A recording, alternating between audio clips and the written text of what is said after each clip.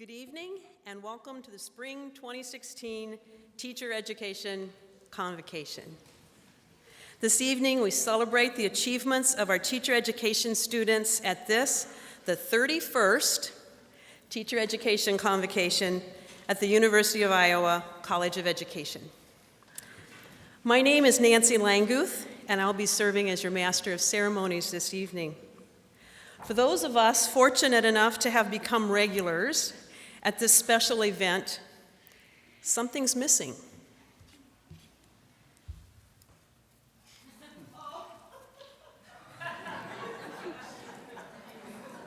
Well, actually, it's someone who's missing. And that is our colleague and friend, Greg Hammett. You see, Professor Hammett has been the faculty advisor for our convocation since its inception 15 years ago, and the Master of Ceremonies for the past 30 convocations. What can I say but that I'm going to do my best, and that my best is for Greg. We send health-filled wishes to Greg so that he's back here where he belongs for the convocations next year. Here to introduce our keynote speaker this evening is the Myron and Jacqueline Blank Endowed Chair in Gifted Education, Professor Susan Asseline. Dr. Asseline is the director of the Bellin Blank Center, whose mission is to empower and serve the international gifted community through exemplary leadership in programs, research, and advocacy. As you will hear, Dr. Asseline knows our keynote speaker well. Again, here to introduce this evening's keynote speaker, Professor Susan Asseline.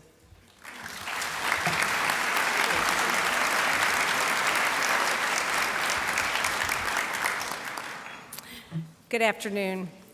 It is really a distinct honor for me to introduce the keynote speaker for the College of Education's 2016 Convocation. First and foremost, as a three-time alum of this college, which means that I am also a teacher, it is an honor to introduce a fellow classroom teacher to our graduates who represent a new generation of teachers. I am also introducing an individual who served as my professor, my mentor, my colleague, and now my dean. He has been truly inspirational in all of those roles, not just for the sheer quantity of years, 39, that he has served the college and the university. He has been inspirational because of the absolute quality of his dedication for demonstrating excellence in each and every one of those roles, as well as for the students and the colleagues he inspired over nearly 4 decades. I, too, have been a member of this college for many years. Only in the past few years, since Professor Colangelo has served as dean, have we come together as a caring, supportive community. All of us, especially the students, have been the beneficiaries of Dean Colangelo's superb leadership, which truly resulted in a cultural shift for all of us. Nicholas Colangelo has had many educator titles during his career: teacher, counselor, assistant principal, professor, director, endowed chair, and now dean. There is no doubt in my mind that Dean Colangelo has added stature to that word and to that role. He has set a new standard for all of us to be caring and kind while striving to inspire our students and colleagues towards excellence. It is my pleasure to thank Dean Colangelo for his stewardship of this college and to welcome him to the podium to deliver the keynote address.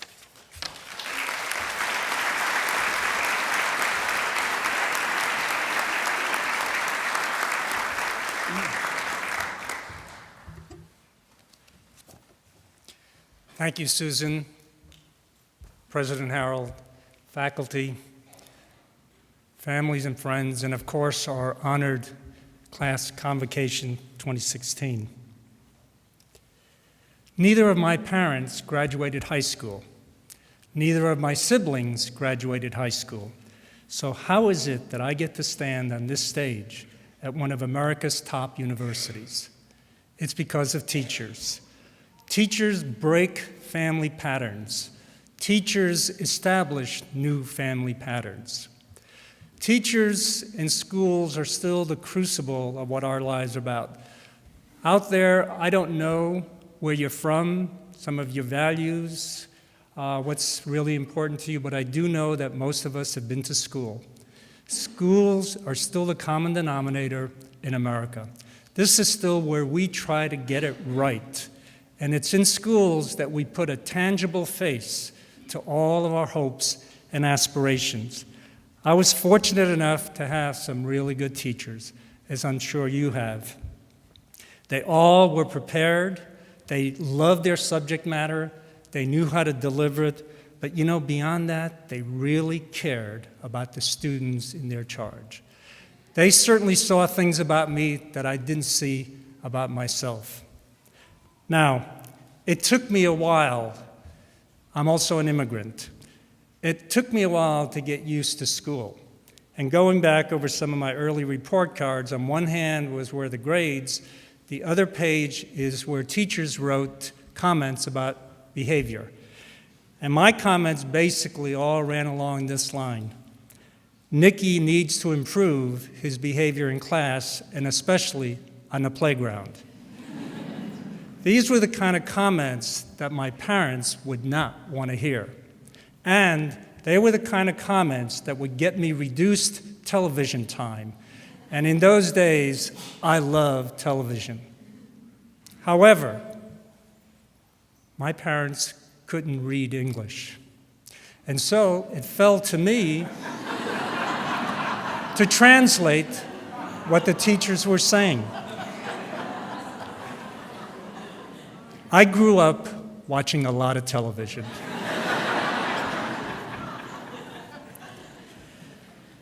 By choosing teaching, you have made two other significant decisions. One is that you have made the decision that being in the top 1% in terms of financial wealth is not important to you. Bernie loves you. The other decision you have made is that it is important to you to be in the top 1% in terms of influence and purpose. There are people who go to work every day and have a very, very slight chance to really have an impact on the lives of others. Every day that you show up, you are in the midst of a situation where you can really impact the lives of young people. And that is a gift that very few people in this nation will ever have the way that you have it. Research and common sense tells us that the essence of all excellence in schools is the teacher. The teacher is the heartbeat of the good things that happen. And you, by getting your certificate today, you are going to become that heartbeat for someone. I want to share some statistics with you that I think will be of interest to you. A recent national study showed that in the first 5 years, of new teachers coming in the first 5 years, about 50% leave teaching by year 5. In that same 5-year period, we did a study with Hawkeye teachers, and at the end of 5 years, 86% were still teaching. What this says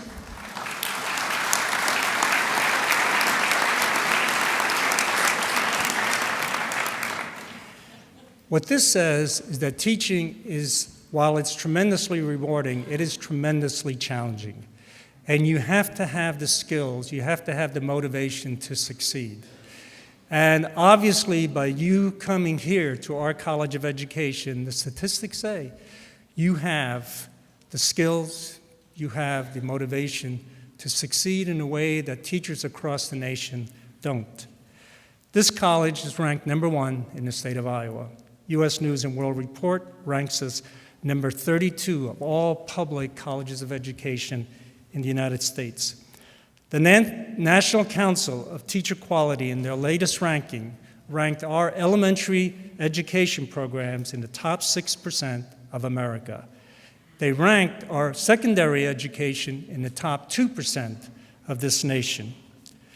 92% of all who get their degree either get a job immediately or are accepted to school for an advanced degree.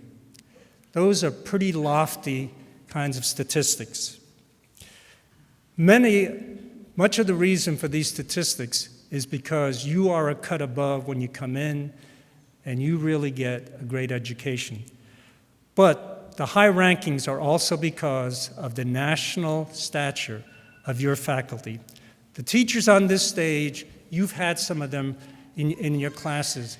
They also represent all of the different certification programs, and they represent all of the faculty in the College of Education, and it's really fitting to let them know how much we appreciate those rankings.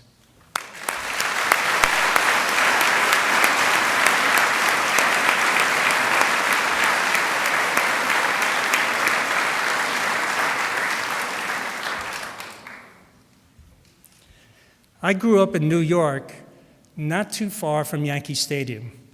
And as a kid, I had two dreams. One was that someday I would grow up and play for the New York Yankees. The other was that someday I would be Dean of Education at Iowa. You see, in a little while, you are going to come across this stage, and I get to hand you your teaching certificate, and I get to shake hands with you and welcome you as a fellow teacher and as a colleague. And that is a tremendous honor for me. The Yankees can wait a little longer. The author Tim Conroy wrote, "When a child points to me and says, 'There's my teacher,' it makes my heart soar." To all of the Convocation class of 2016, may all your hearts soar. Thank you.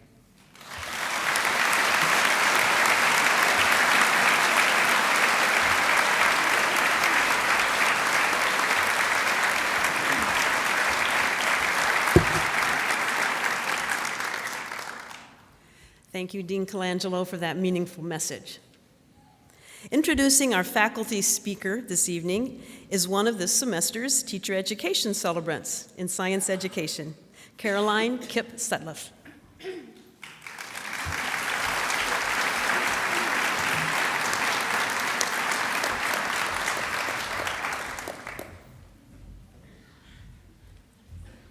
Good evening. I'd like to mention, first off, that it's really nice that we have this sort of special occasion just for us as sort of a last chance to be together before we all disperse into the world. So I just want to say it was truly a pleasure getting to know a lot of you, spending time with you in all the different classes we took together, and good luck to all. Okay. So it's my pleasure and my privilege to introduce the next speaker. And I have to admit that when I was first approached about performing this sort of special task, I was very hesitant. This is kind of a big deal, you know. It's a milestone in our lives. It's ceremonial, you know. And I just thought, really, is this the best occasion to take a room full of people who are in sort of a celebratory mood and a microphone and hand it over to a girl who's been waiting her entire life for just the right moment to release her inner rock star.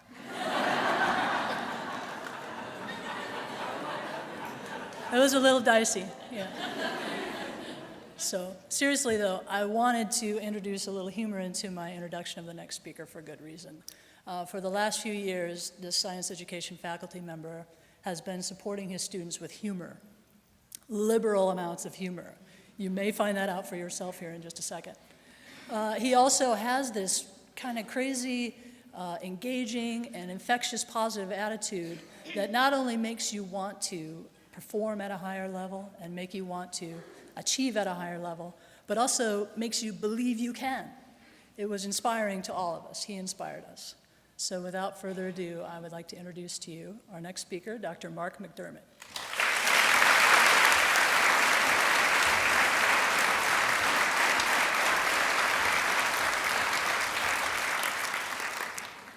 Thank you, Caroline. I'm not sure what she's talking about with that humor thing. We are all business all the time in all my classes. I appreciate that really nice introduction. I may have to adjust her seminar grade. But I did want to take the opportunity as well.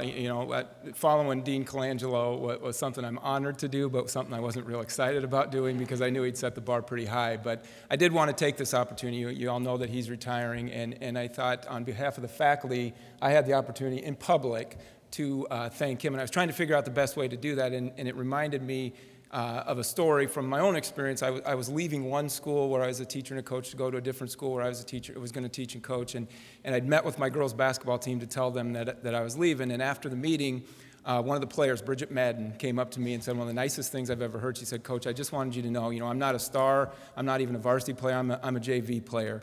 But I wanted you to know that we're going to miss you too, because you always made us feel just as important and just as valued and just as much a part of the team as anybody else. So thanks for that." And Nick, I just wanted to say to you, I'm kind of a JV faculty member here in the College of Ed. I haven't been here very long. I'm not nearly as accomplished as everybody else up here on the stage, but you have made all of us, including myself, feel very much a part of the team, feel very valued, and feel that we're all important. So thank you very much for that.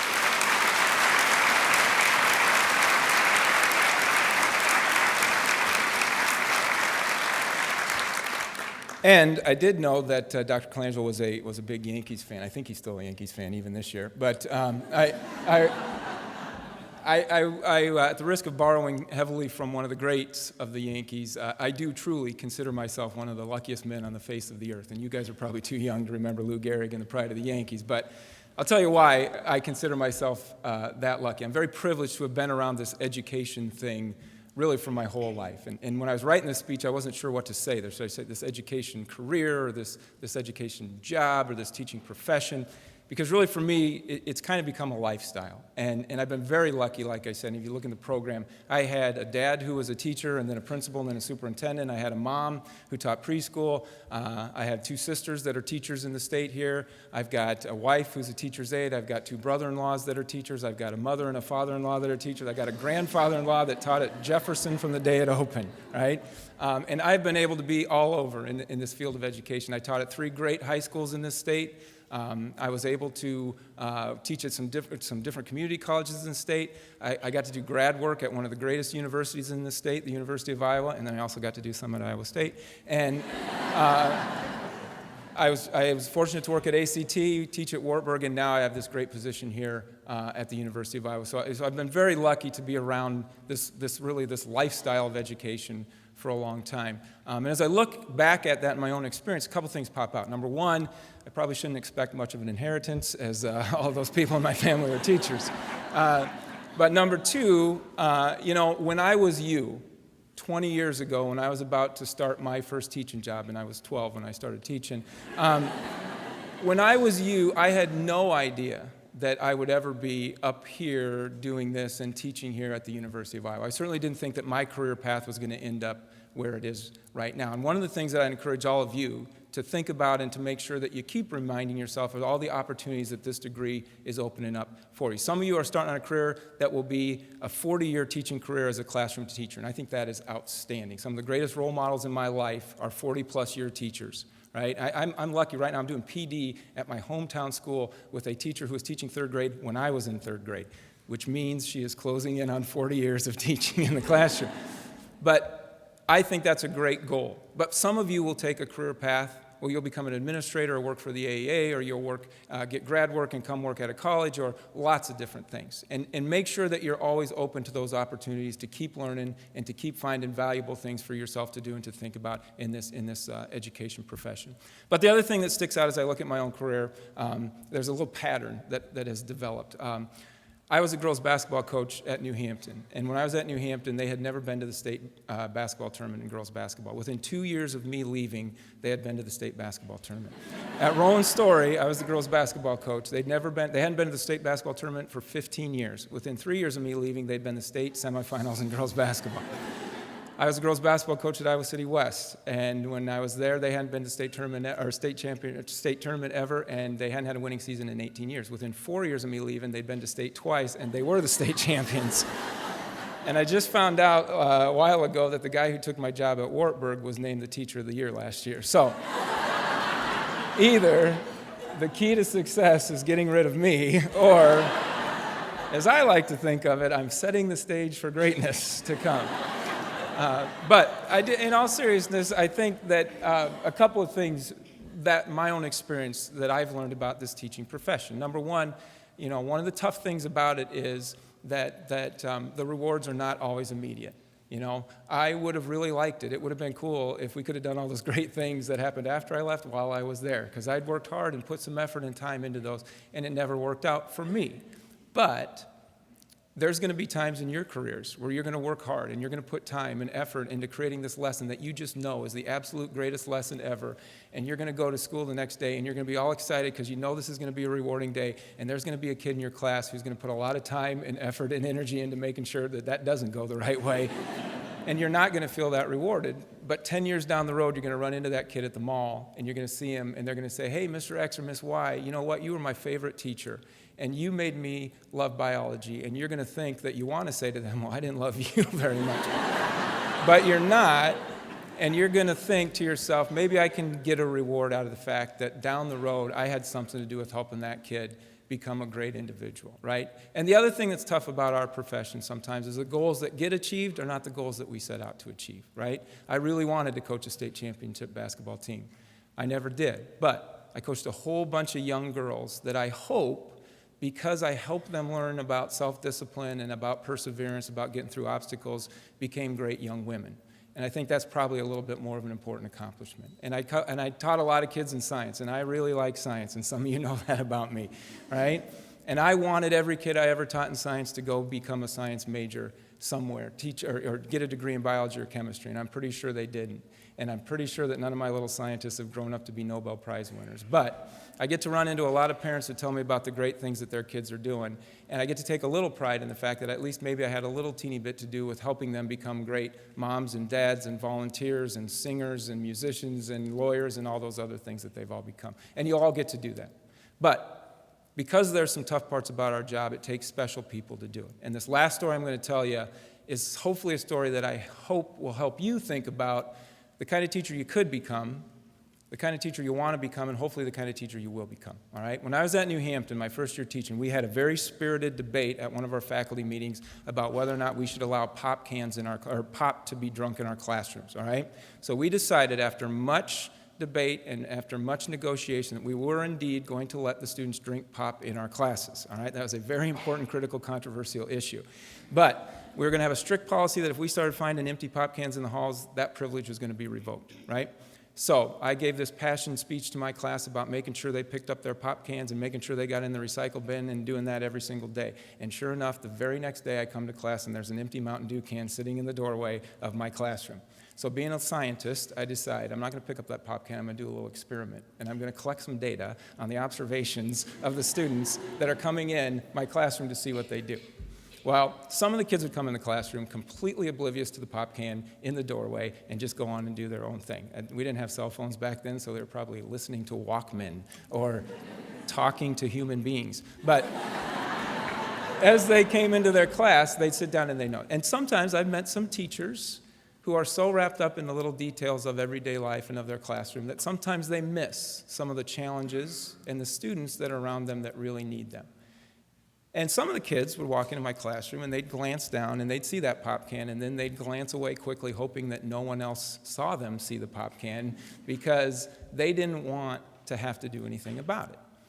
And sometimes we reach and we experience teachers who know that there are kids and situations and challenges around them that need to be addressed, but they're not quite willing to put in that time and that energy and that effort to engage with them and deal with the problems. And they hope that if they sort of ignore them, they'll go away. Well, some of the kids would come into the classroom, and they would see that pop can, and they'd pick it up, and instead of walking across the class, putting it in the recycle bin, they'd hand it to me and say, "Hey, what do I get for this?" And I think we all know that sometimes there's people who like to do the sort of bare minimum and make sure that they get compensated for it, but that's what they really care about, right? Notice I did not say that teachers should not be well compensated. I feel they should. But I don't think that should be the driving force in what we do. And there were some students who walked into my classroom, and they would pick up that pop can, and they would walk across the classroom, and they would deposit that pop can in the recycle bin, and they would walk back to their seat without saying a word, and sit down and get their books out and get ready to do the work of the day. What I hope for all of you guys is that what we have done as faculty members here at the University of Iowa and the College of Ed is prepare you guys to be the kind of teacher who notices those challenges and those kids that need you, that are around you, who decides to engage and put the time and effort and energy into dealing and confronting those challenges, but not because everyone's going to notice what you're doing and because you're going to get compensated for it, because it's the absolute right thing to do. And then who sits down and looks for the next right thing to do. That, I promise you, will give you a lifetime and a lifestyle of setting the stage for greatness for all of your students. Congratulations, good luck to all you guys, and take care.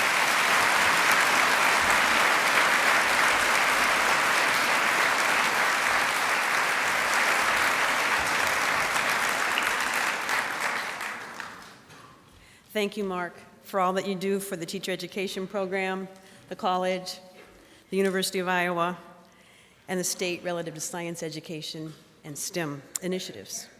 Here to introduce our student speaker is someone who has been her vocal coach for the past 5 years. School of Music faculty member, soprano Susan Sondrel Jones.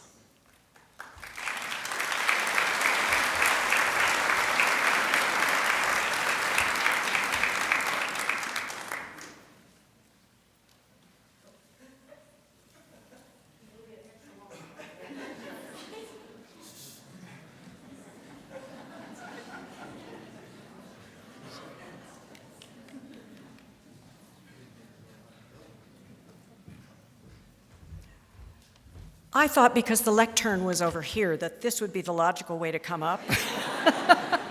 But it doesn't seem like I made the best choice. On the voice audition information form she brought with her when she came to audition for the University of Iowa School of Music in February of 2011, Meredith Olson wrote, "Singing is my passion, my love, my dream, and I cannot imagine a world without it. I hope to take my degree and my newfound knowledge and share my excitement with others, and whether it is in a classroom or simply with friends, passing on the wonder that is music will make it all worthwhile. Becoming a music teacher has been one of my aspirations my entire life. Earning a degree in music education is my dream, and accomplishing this long-term goal will be bliss."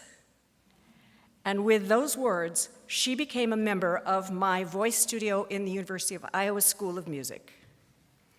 Since that time, Meredith has successfully completed the demanding curriculum of not only the Bachelor of Music Performance degree, but also the requirements for the K-12 teacher certification in music. Along the way, she has maintained an excellent GPA, been on the Dean's List 8 of 9 semesters, including 1 semester on the President's List, and been named to Phi Beta Kappa. Meredith is a bright and talented person who is excited at the prospect of becoming an educator. Her intelligence and enthusiasm will integrate easily into the academic environment, and future students will most certainly be drawn to her outgoing personality and creativity. I have no doubt that she will contribute significantly to the profession. It gives me great pleasure to introduce to you Meredith Olson.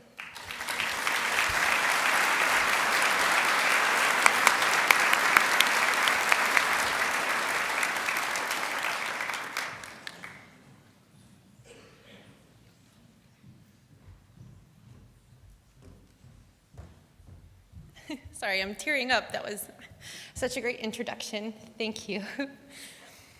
All right, here we go. Hello, everyone. I'm so honored to be here to speak with you all today. Those who can, do. Those who can't, teach.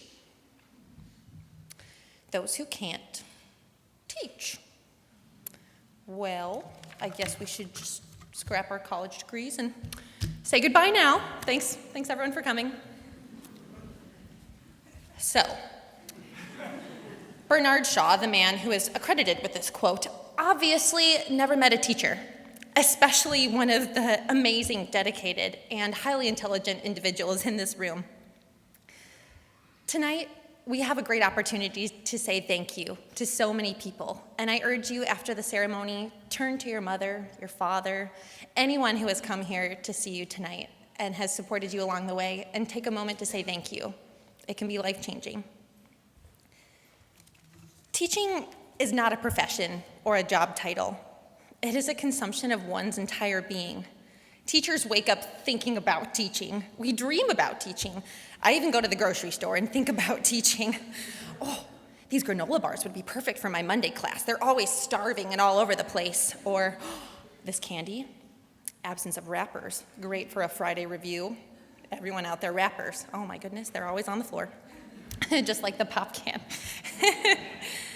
And needless to say, our brains are hardwired to think of our students.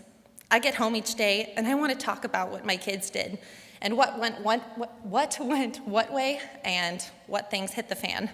Because inevitably, your baby lesson plan that you have nurtured and cared for and carefully planned out will not go as planned.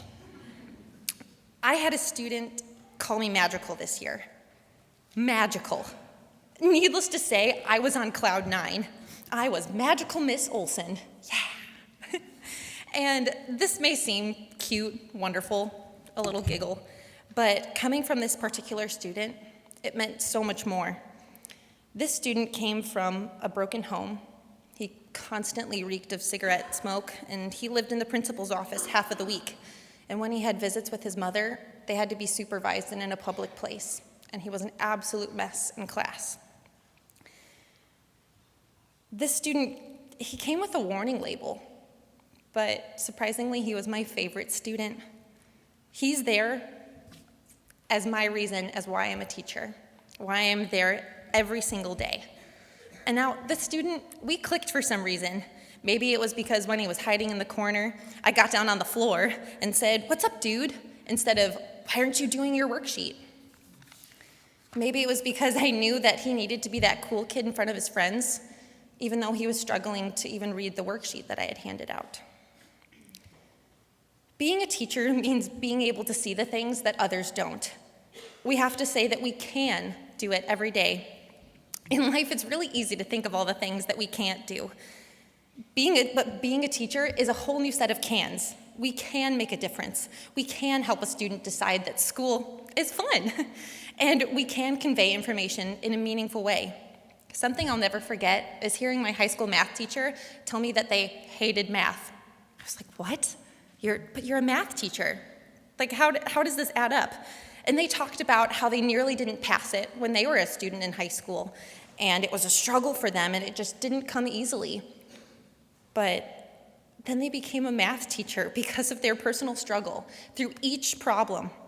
And now that teacher can clearly explain every single step by step, because of all the difficulties that they had to go through to even pass the class. They understand how a student's brain works and the routes of connections that happen in order to find an end result, be it right or wrong, or how on earth did you come up with that number. Being a teacher doesn't mean you're perfect, but instead that you try, that you understand, and that you give your students your all. Albert Einstein said, "If you can't explain it simply, you don't understand it well enough." So go out and explain things, mold minds. I cannot wait for the moment when we cross the stage together and begin our lives as teachers and graduates of the University of Iowa. Go Hawks.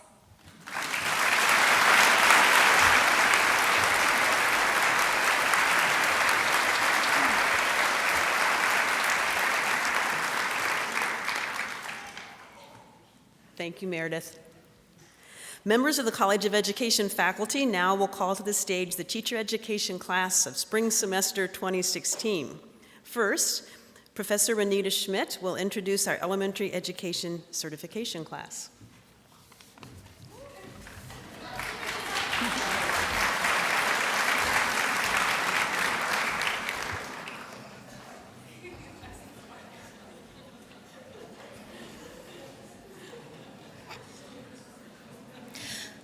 So I'm really happy to introduce the students that are certifying in elementary education tonight. We always ask that you hold your applause until we finish, and it sort of works. Try your hardest, but how can you help it?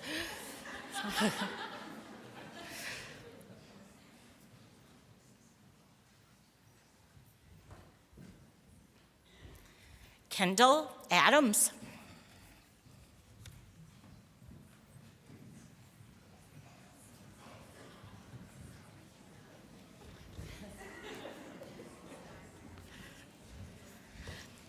Hannah Catherine Alberts.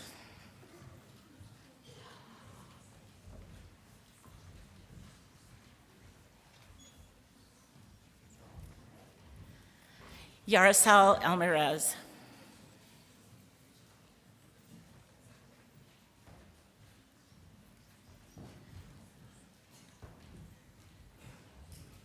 Elisa Blair Anderson.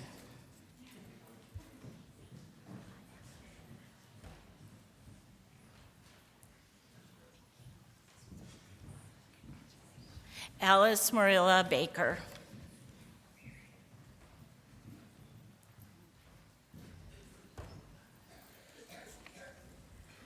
Elizabeth G. Bennett.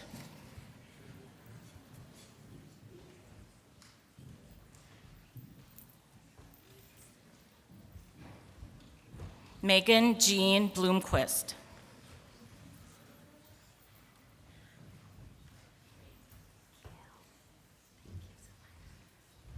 Elise Brown.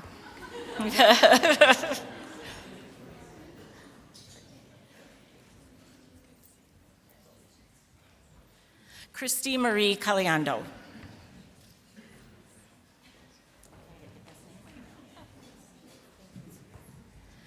Madison Kate Cardoza.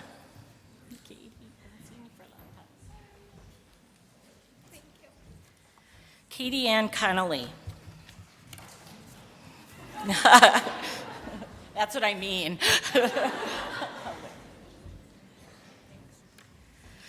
Vicki L. Cup.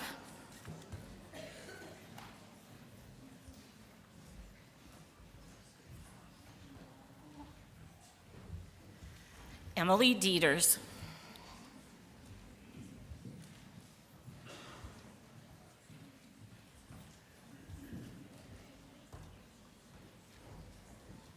Haley Marie DeVoe.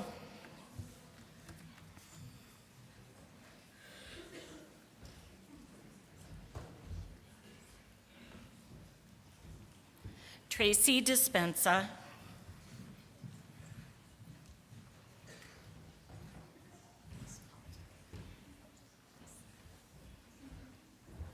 Autumn R. Ellers.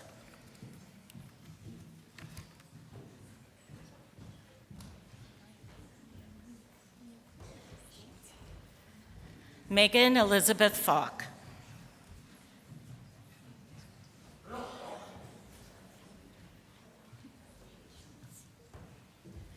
Carissa R. Furlong.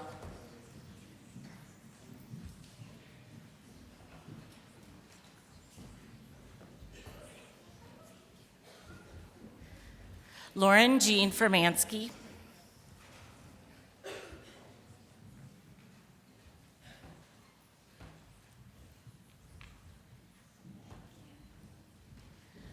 Lauren Giesing.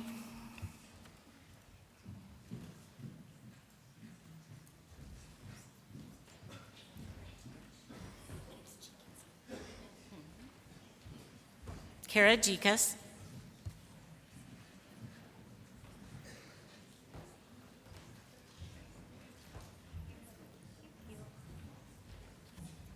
Jenny Gomez.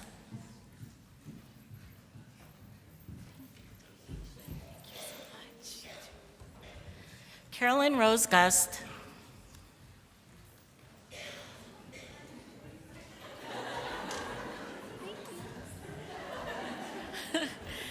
Claire Veronica Hagedorn.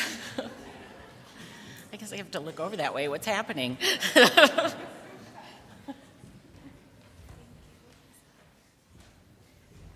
Emma L. Hansen.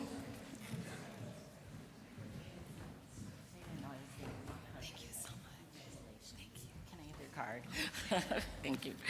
Samantha Ray Helland.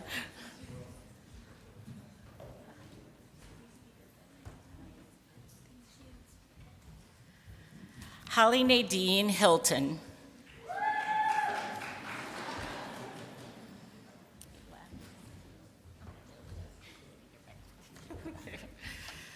Kayla A. Humiston.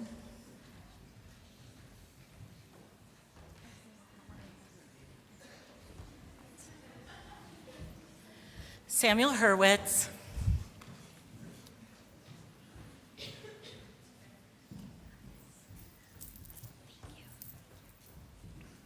Nancy Hyman.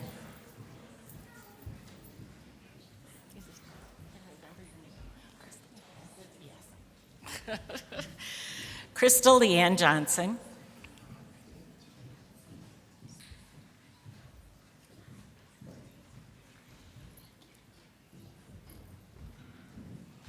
Nicolette Jort.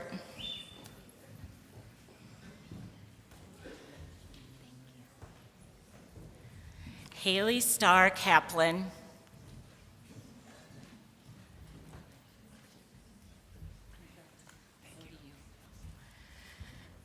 Harry Jacob Henry Kaufman. I would have never gotten that whole name. Where in the world did that come from?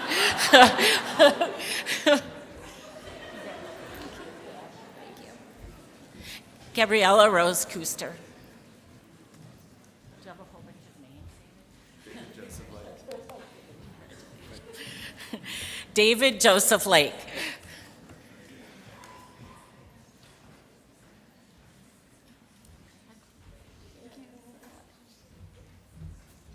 Blake Lawrence.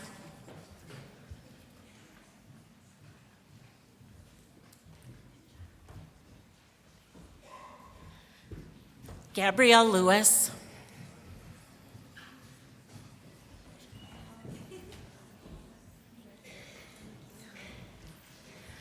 Janelle C. Lopez.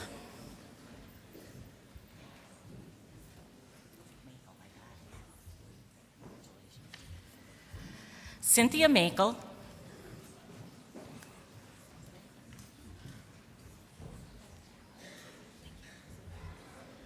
Reagan A. Maves.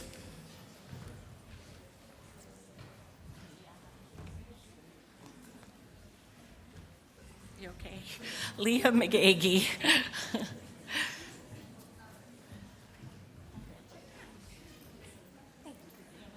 Good. Carly J. McClin.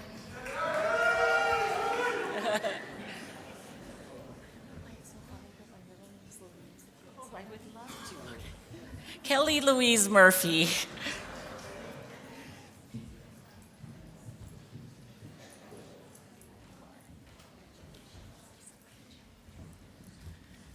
Lauren Nicole Parsons.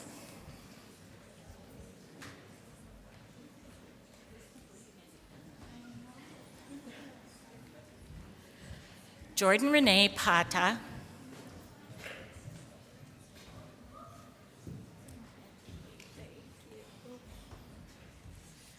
Mariah Ellen Rourke.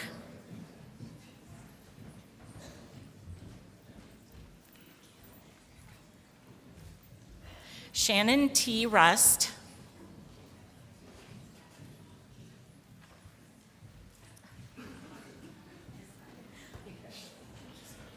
Of course. Sydney Schreiber.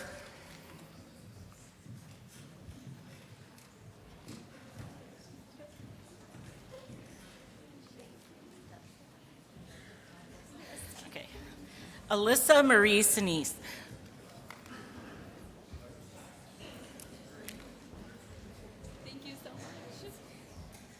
Elizabeth Ann Solschenberger.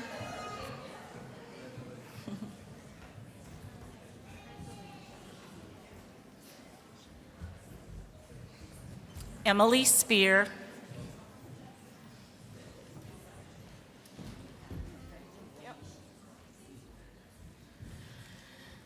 Amrika N. Stumpf.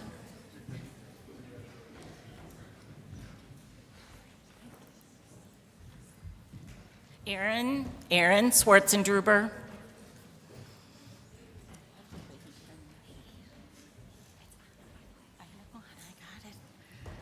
Anna Tulin,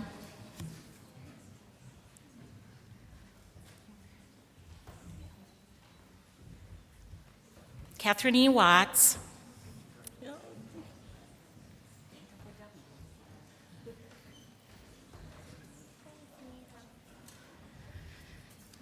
Tracy Ellen Wool,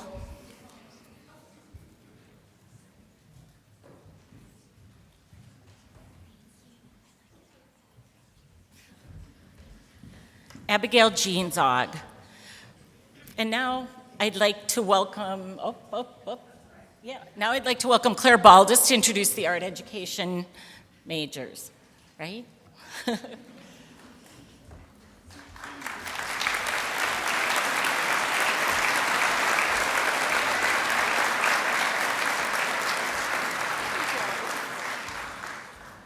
Susan L. Campbell.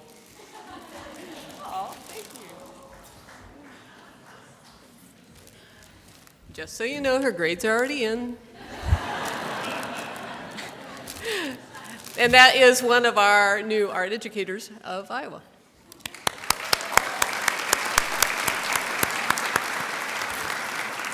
I'd like to welcome my colleague, Professor Bonnie Sunstein, to welcome our English teachers.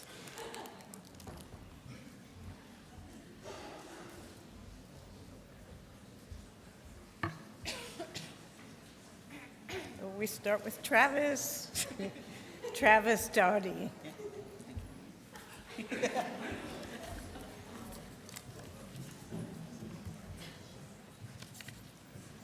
guys hi. Jenna Lee Duggan.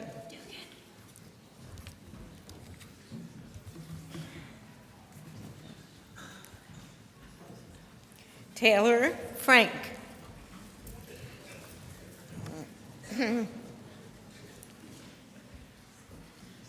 Lindsay Gingrich.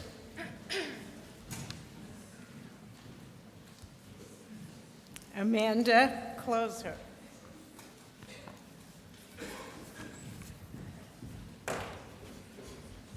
Brooke Lawarn.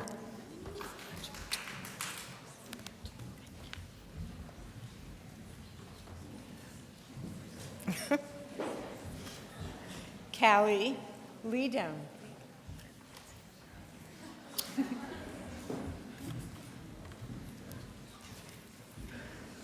Sarah Rodriguez.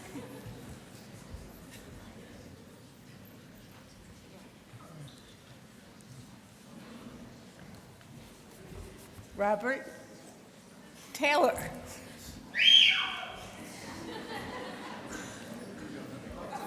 Okay. Those are the English teachers of next year.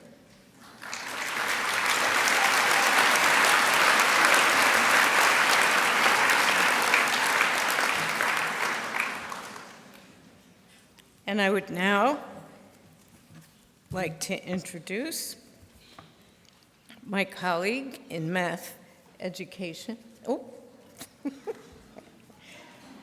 In foreign language education, excuse me.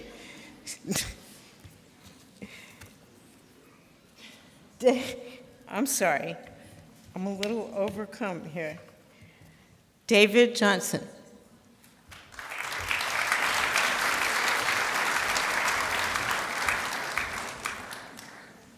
Okay.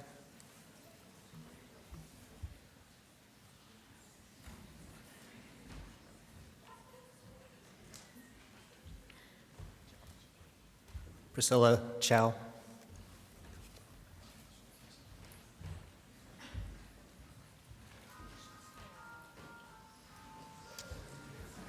Jenna S. Gruber.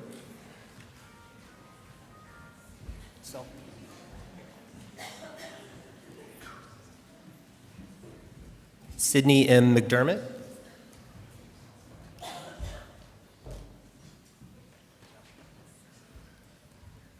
Jacqueline C. Otting.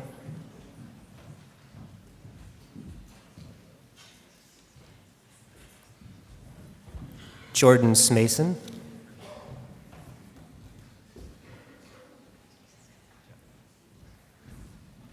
Emily Rose Wallace.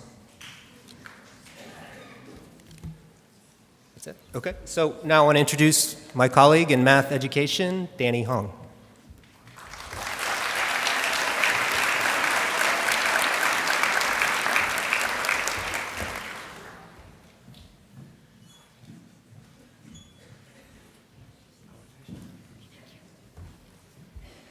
Kathleen Flanagan.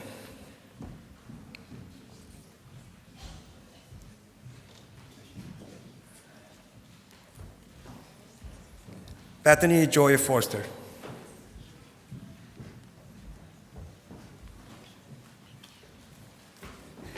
Victoria R. Hugendron.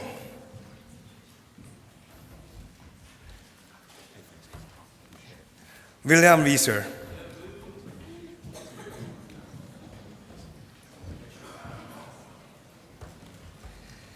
Frankie Rose.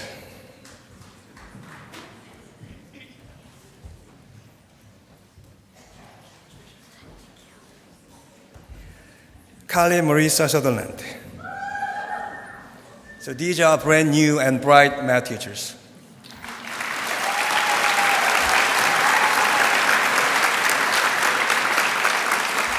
Now let me introduce you to music education, Professor Mary Cohen. Good afternoon. It is an honor to get to congratulate and celebrate with these amazing music educators, starting with Christopher Dockham. Thank you. Oh, no, God. Wait till the end.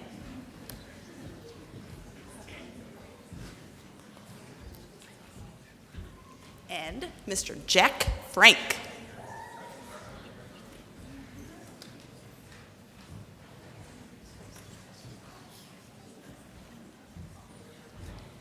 Wilhelmina Grow.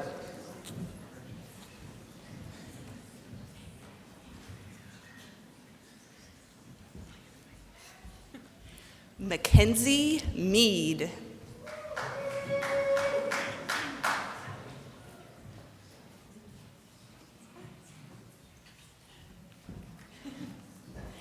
Meredith Olson.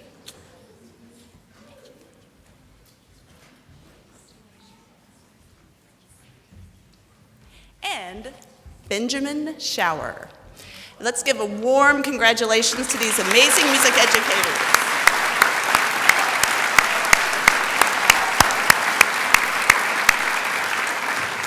And next, my colleague in science education, Mark McDermott.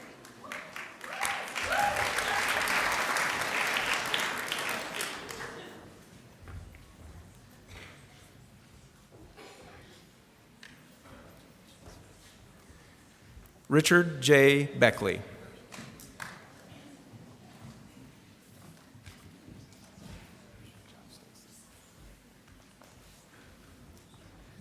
Stacy E. DeCoster.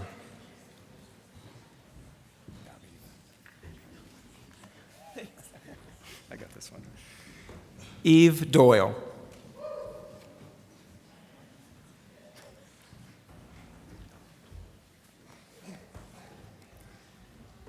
Caroline A. Kip Sutliff.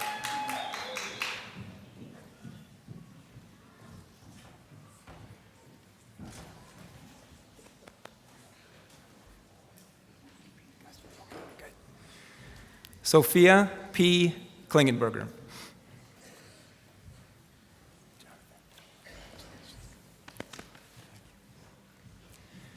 Jonathan David Kraus.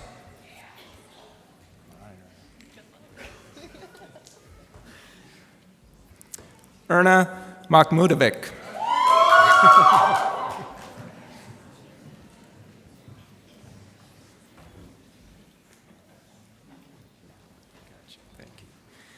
Madeline Thomas. And those are our new science teachers. Congratulations.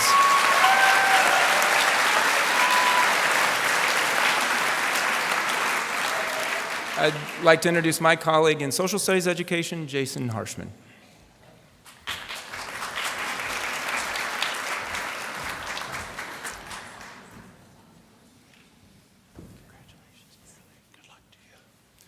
Mallory Garrett.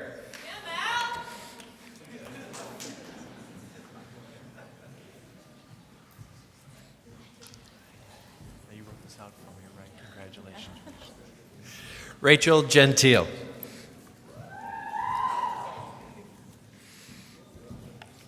Congratulations, Jay. Good luck to you. Good luck to you. Jay Kim.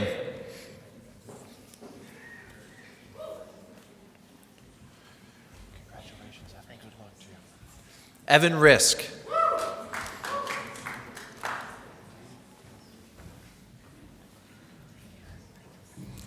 Nicholas Stevenson.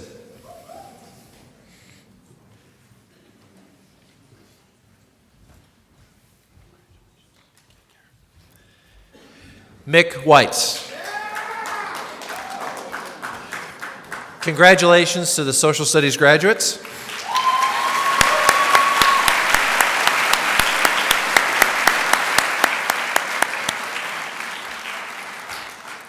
I'd like to introduce my colleague, Dr. Yujo Hua, for special education.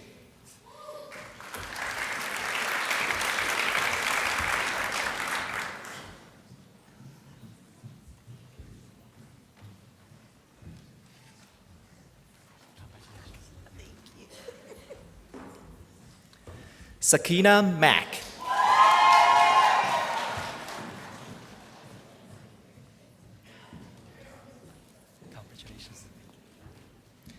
Catherine Stroik.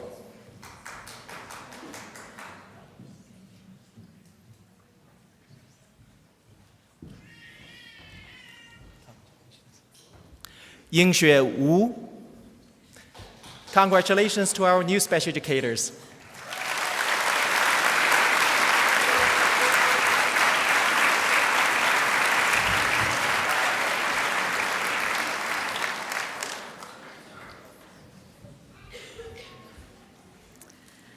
I now call to the podium University President Bruce Harold and College of Education Dean Nicholas Colangelo for their recommendation for teachers certification.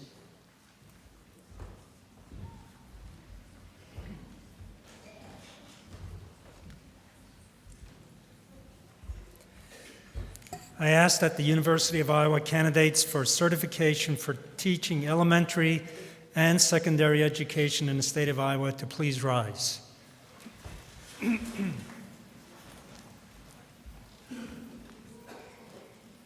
By the way, you look great. President Harold, these candidates, as an integral part of their university experience, have completed professional studies in the field of education. The State of Iowa Department of Education recognizes the professional goals of these men and women and has empowered the University of Iowa to recommend these individuals for the teaching certification appropriate to their course of study. The University of Iowa cooperates with the Iowa Department of Education in preparing men and women who will teach in elementary and secondary schools in our state, in our nation, and around the world. The university takes great pride in fulfilling its charter mission to educate outstanding teachers. To our students who have chosen to enter the most noble profession of teaching and who have met the requirements set by the College of Education and the state of Iowa, I recommend you on behalf of the University of Iowa to the Department of Education for certification as elementary and secondary teachers. My colleagues and I extend our heartiest congratulations.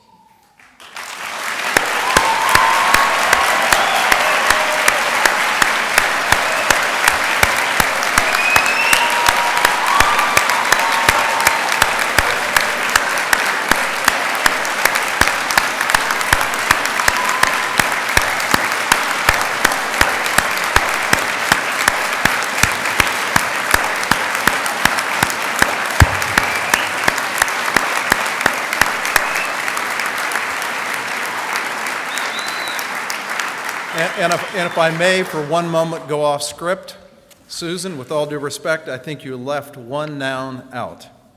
Nick is a friend of all of ours. I'm so glad you're staying in the community. Congratulations, Nick, for all you've done.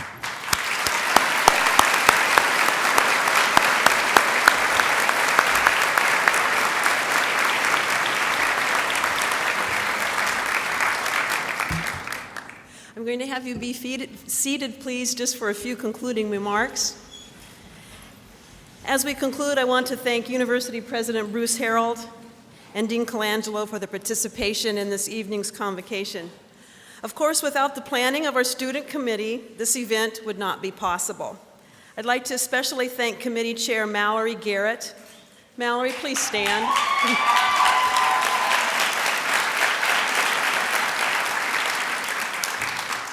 I'd also like to recognize the people seated on stage, our teacher education faculty, my colleagues, for without their dedication, expertise, and professional guidance, this evening would certainly not be possible. Thank you.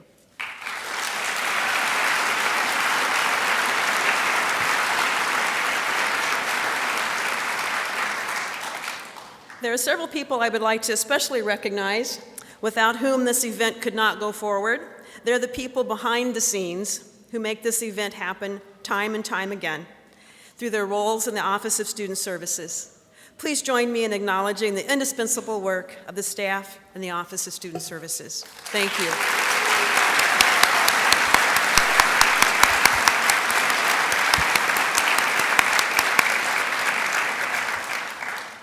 Finally, and I believe most importantly, I'd like to thank you, our guests, for coming to honor our teacher certification candidates this evening.